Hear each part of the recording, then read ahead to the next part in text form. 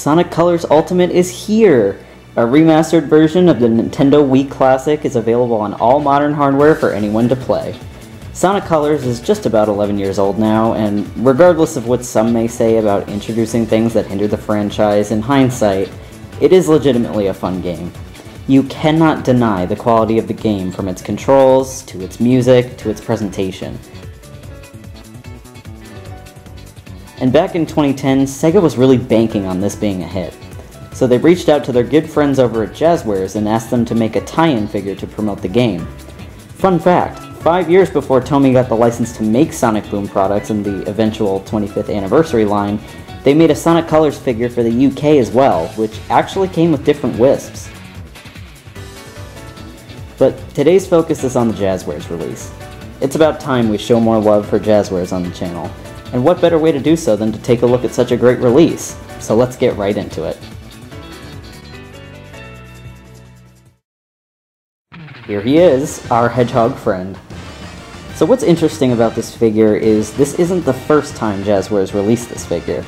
Initially in 2009, this mold was for their Sonic and the Black Knight figure, and soon re-released without the sword and metal glove.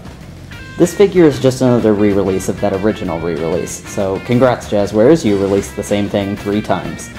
You know, we may have had it good with companies such as Tomy and Jakks Pacific making some truly game-accurate Sonic figures, but back in 2010 this was considered one of the best Sonic figures ever made. Seriously.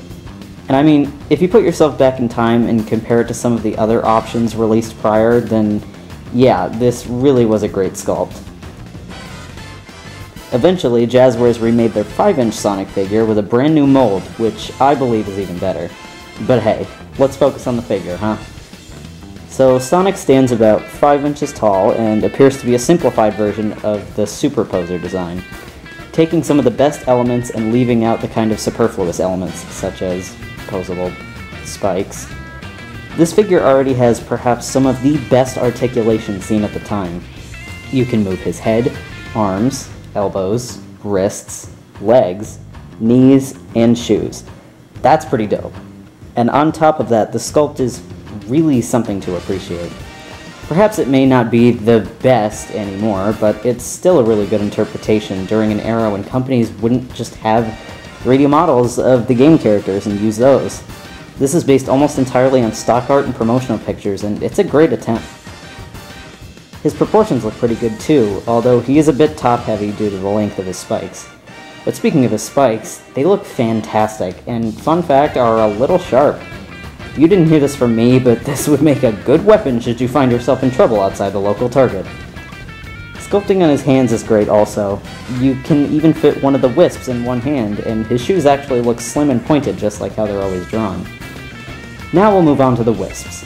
In the Jazwares release, you get the Boost Wisp named Yacker and the Rocket Wisp. The Laser Wisp is actually from the UK version, but I do own it, so I thought I'd show it off.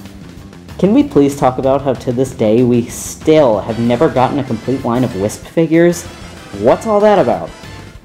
Anyways, the sculpts on these are actually so good. Yacker can actually rotate his head, and a great attention to detail was placed around his single eye.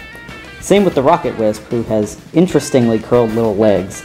The paint job all around on these guys looks great, and this really is such a genuinely cool release.